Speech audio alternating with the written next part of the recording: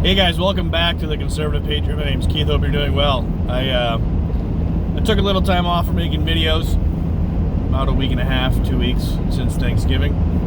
Pardon me. Just to kind of take a little political vacation, as it were, and kind of digest what's going on, what's not going on, what should be going on, and we should have a pretty big week here, I hope. We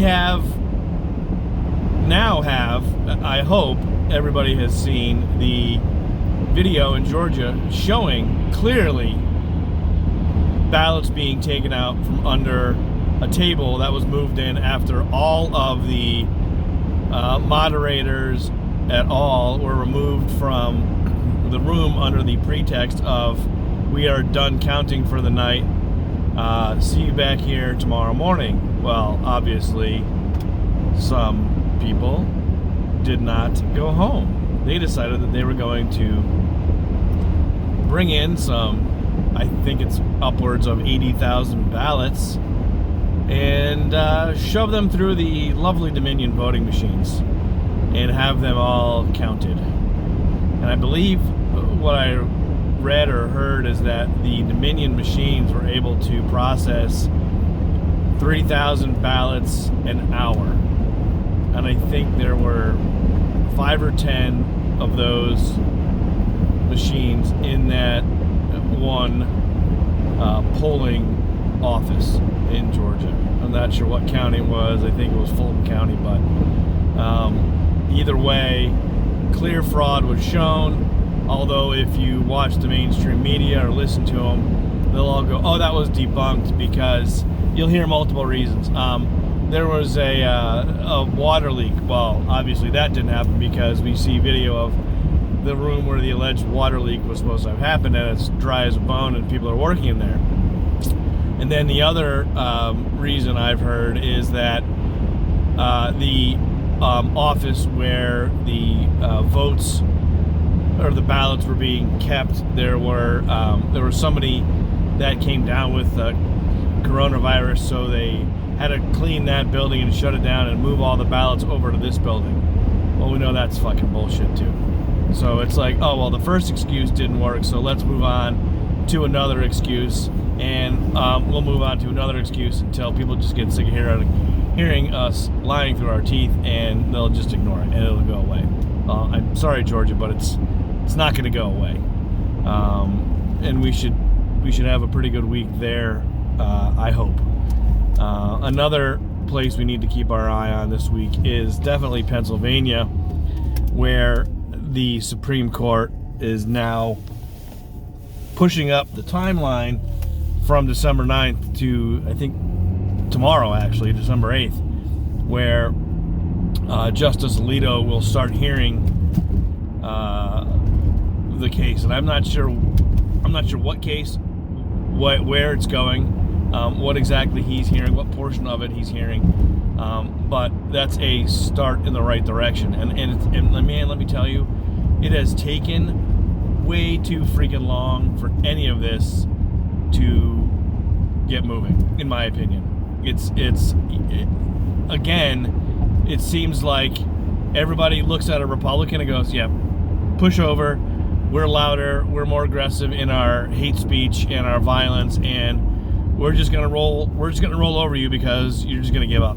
And we've seen that way too many times in the past, where we know something's wrong, and the media knows something's wrong or whatever, and it's just gets pushed under the rug, and we all just kind of shrug our shoulders and go, oh, maybe next time.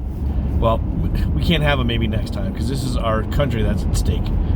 So we'll see what happens in Pennsylvania this week. It should be another eye-opening experience. And I believe I read or heard that in Michigan, the Dominion voting machine, one of them was finally, I don't want to say hacked into, but it was finally, access was gained to the software and shown that 2.7 million votes nationwide were flipped from Trump to Biden.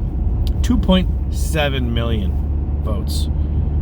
That's just the information that has been gained so far from accessing that Dominion software up in Michigan. That is incredible to me that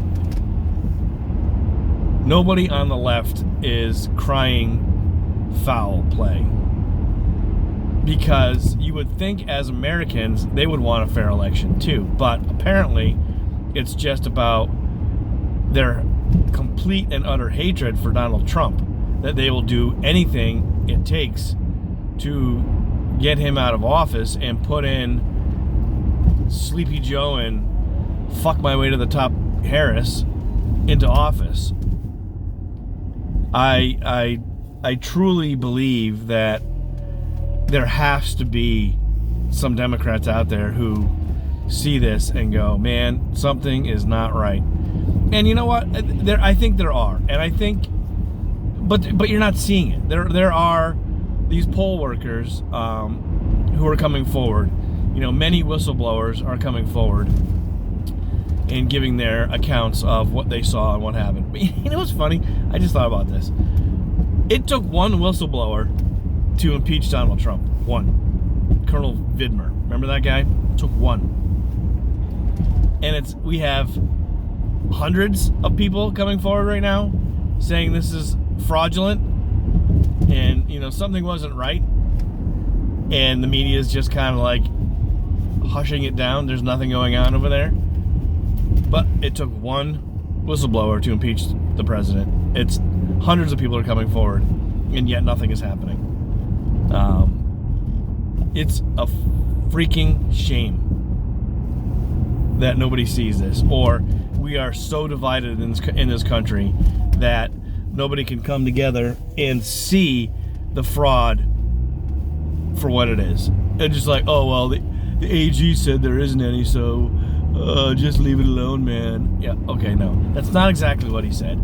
The media took one phrase out of a huge statement that he made, and they kind of clipped it together as AG Barr says there's no fraud. Okay, well, that's not what he said. He said there hasn't been enough evidence yet to prove multiple cases of fraud, or something to that effect. I paraphrased poorly there, but yeah, there's a lot going on this week, so I think we'll have a big week. I'm hopefully optimistic. Man, sorry for that sun coming in. It's right directly behind me. But anyways, yeah, we should have a good week. Optimism is key here. We just need to keep fighting forward, and hope and pray that all these cases that we have go to the Supreme Court, and they start putting the hammer down, because we literally have a week until the Electoral College votes. So do me a favor, have a great day, everybody, and always remember to stay on the right side. Talk to you guys soon.